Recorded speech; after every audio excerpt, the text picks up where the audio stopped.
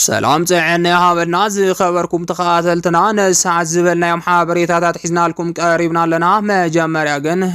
ቀንድ ረሳቶም ሰራዊት ትግራይ ኣብ ጉዳይ ምዕራብ ንፌደራል ናይ መዓልቲ ገደብ ከም ዝሃበ ተሓቢሮም ምኽፋት ዶብ ኤርትራን ወደ ባጽዕም ብዝምልከት ዜና ብስራት ተለቂቆም ዕጥዋት ፋኖ ኣመራርሓ ሰራዊት ኢትዮጵያ ከም ዝቀተሉ ኣፍሊጦም እዚኦም ካልኦትን ኣለውና ሕጂ ድማ ናብ ዝርዝሮም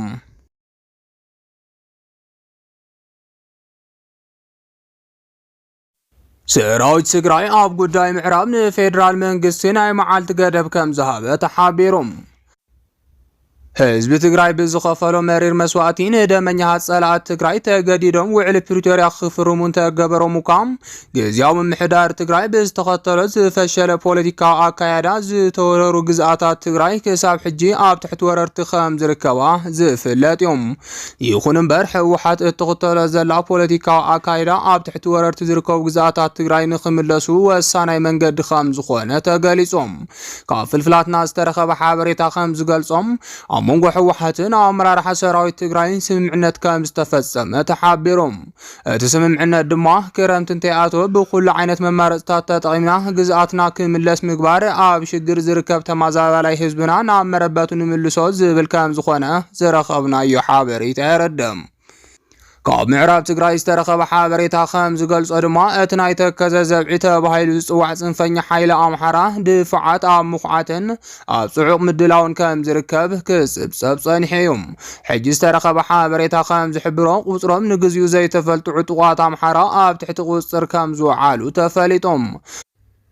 እቶም ጽንፈኛ ሓይልታት ብሰራዊት ትግራይ ኣርሚ ሰብዓ ኣብ ሙሉእ ኸባ ድሕሪ ምእታዎም ብሰላማዊ መንገዲ ኢዶም ንኽህቡ ብዝቐረበሎም ሕቶ መሰረት ተቐቢሎም ምስ ሙሉእ ዕጥቆም ኢዶም ከም ዝሃቡ ተገሊጾም ነዚ ስዒቡ ድማ ናይ ተከዘ ዘብዒና እናበሉ ክፍክሩ ጸንሑ ጽንፈኛ ሓይልታት ኣብ ከቢድ ጭንቀት ከም ዝኣተውን ሰራዊት ትግራይ መጥቃዕቲ ስለ ዝጀመረ ህጹጽ ሓገዝ ይገበረልና ክብሉ ንፌደራል መንግስቲ መጸዋዕታ ከም ዘቕረቡን ተፈሊጦም ብኣብይ ኣሕመድ ዝምራሕ ስርዓት ብልጽግና ትግራይ ንምድኻም ካብ ዝጥቀመሉ ሜላ ሓደም ትግራይን ኣምሓራን ኣብ ዘይዛረብ ደም ምፍሳስ ንቕጽሩ መንእሰይ ኣምሓራን እናሰልጠነን እናዕጠቐን ኣብ ምዕራብ ትግራይ ክሰፍር ምግባር ከም ዝኾነ ፍልፍላት 4 ኪሎ ይሕብሮም ሕጂ ዝተረኸበ ሓበሬታ ከም ዝገልጾ ሰራዊት ትግራይ ኣብ ጉዳይ ምዕራብ ትግራይ ንፌደራል ናይ መዓልቲ ገደብ ከም ዝሃበ ተሓቢሮም ምንጭታት ከም ዝሓበርዎ እንተኾይኑ ኣመራርሓ ሰራዊት ትግራይ ኣብ ዘካየዱ ዕጹው ዘተም ግዛት ትግራይ ቅድሚ ክረምቲ ንኽምለስን ተመዛበልቲን ኣብ መረበቶም ንኽምለሱን ከም ዝተወሰነ ተፈሊጦም ነዚዑ ድማ ፌደራል መንግስቲ ክሳብ ፍርቂ ሰነ ኣብ ዘሎ ግዜ ዝተወረረ ግዛት ትግራይ ንኽምለስ ዝሓትት ደብዳቤ ከም ዝለኣኹ ንምፍላጥ ተኻኢሎም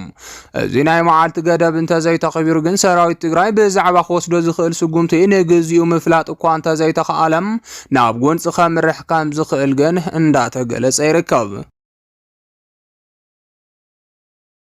ኣብዚ ሕጂ እዋን ኣብ መንጎ ህወሓትን ህግደፍን ይግበሩ ከም ዘለዉ ዝንገረሎም ዘሎ ርክባት ንስርዓት 4 ኪሎን ፖለቲከኛታት ኦሮሞን ኣብ ከቢድ ጭንቀት ከኣቱ ከም ዝገበርዎም ምስጢራዊ ፍልፍላት 4 ኪሎ ሓቢሮም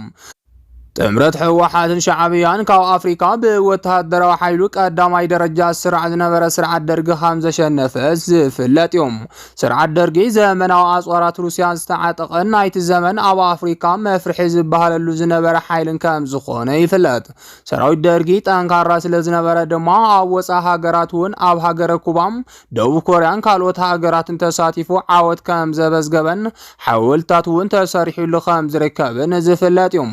ይኹን እምበር እቲ ሓያል ዝነበረ ሰራዊት ደርጊ ብጥምረት ሻዕብያን ህወሓትን ተደምሲሱ ከም ዝተሰዓረን መንግስቱ ሃይለማርያም ድማ ከም ዝሃደመን ይፍለጥ ሻዕብያን ህወሓትን ኣንጻር ደርጊ ሓቢሮም ዝተቃለሱ ብርዮተ ዓለም ተመሃሰልቲ ስለ ዝኾኑ እንተይኮነስ ናይ ሓባር ጸላኢ ዝነበረ ደርጊ ካብ ስልጣን ንምእላይ ዝዓለመ ጥምረት ከም ዝነበረ ሊቃውንቲ ፖለቲካ ይገልጾም ሻዕብያን ብተደጋጋሚ ንህወሓት ብምኻድ ኣብ ልዕሊ ህዝቢ ትግራይ ተደጋጋሚ ዘር ምጽናት ዝፈጸመ ዘይእመን ውድብ ምዃኑ ዝፍለጥ ስርዓት ደርጊ ህዝብ ትግራይ ብጥሜት ንኽውዳእ ረድኤት ኣብ ዝኸልከለሉን ህወሓት ህዝብ ትግራይ ብጥሜት ከይውዳእ ብኤርትራ ናብ ሱዳን ንምጉዓዝ ኣብ ዝተፈተነሉን እዋን ሻዕብያ ህዝብ ትግራይ ብጥሜት ይወዳእ ኢሉ መንገዲ ከም ዝዓፀወ ማህደራት ይገልጹ نزسيعب دما لعل 36 شح حزب تግራይ بጥሜት ከም ዝተወድአ ዝፍለጥ እዩ ካብዚ ብተወሳኺ እውን ሻዕብያ ምስ ብልጽግና ሓቢሩ ልዕሊ 1 ሚልዮን ህዝቢ ትግራይ ክጸንት ምግባሩ ዝፍለጥ እዩ ሕዚ እውን እንተኾነ ብዙሓት ወረዳታት ትግራይ ኣብ ትሕቲ ወራሪ ሰራዊት ሻዕብያ ከም ዘለዋ ይርስዓን ስለዚ ድማ ሻዕብያ ምስ ህወሓት ዝገብሮ ዘሎ ርክብ ህዝቢ ትግራይ ምስ ብልጽግና ክዋጋእ ብምግባር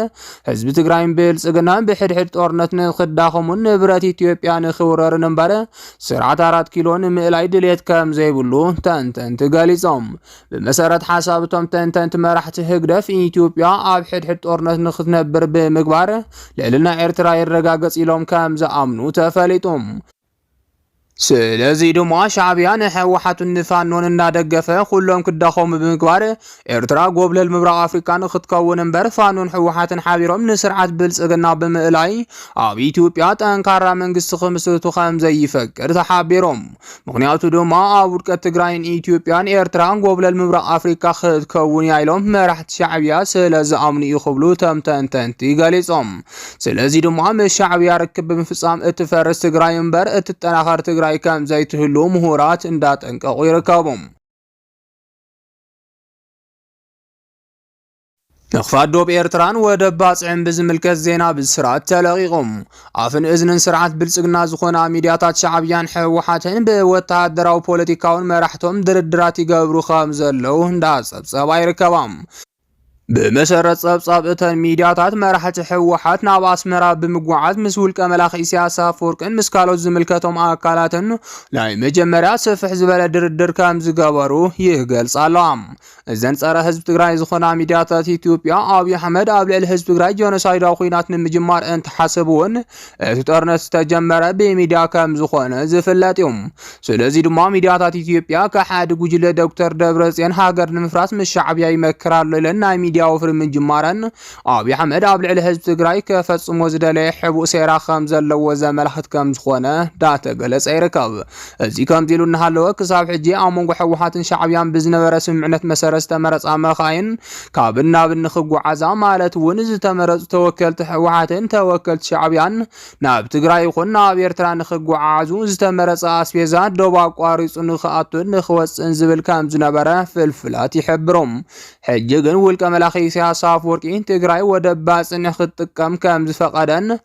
تدوبون سرعة قوسرم بزلو من قد نخفت أبسم عنت كام استبت صحته فليتهم بتسترخ بحبرتها مسارات ትግራይ በወደባጽ አጽዋር ነዳድን ምዕዳግ ሓዊሱ ዝደለየ ዓይነት አገልግሎት ንኽትረክብ ከም ዝተፈቀደ ተፈሊጦሎም ወደብ ዓሰብ ንምውናን ኣብ ልዕሊ ኤርትራ ወታደራዊ ስጉምትን ሙሳድ ኣብ ምድላው ከም ዝነበረ ዝንገረሉ በአብይ አህመድ ዝምራሕ ስርዓት ብልጽግናም ነቲ ኩነታት ስቂሉ ከም ዘይርኦን ስጉምቲ ከም ዝወስደን እንዳተገለጸ ይርከብ ይኹን እምበር ዋና ዓላማ ሻዕብያ ሕወሓት ምስ ፌደራል መንግስቲ ናብ ጦርነት ክሳብ ተኣቱ እምበር ዶባቱ ዳግማይ ከም ዝዓጽውን ዝፍለጥ ስለዝኾነ ፌደራል መንግስት እውን ሕወሓት እጦርነት ንኽጅምሮ ስቂሉ ክምልከት ከም ዝኽእል ምሁራት ገሊጾም ኣብ መንጎ ሕወሓትን ፌደራል መንግስትን ጦርነት ምስ ተጀመረ ድማ ሻዕብያ ሕልሙ ስለዝተዓወተ ፀጉዕ ሒዙ ተመልካቲ ከም ዝኸውን ምናልባት እውን ግልቢጥሉን ንፌደራል መንግስት ሓጊዙን ሕወሓት ክወግእ ከም ዝኽእልን እቶም ምሁራት ወሲኾም ኣጠንቂቖም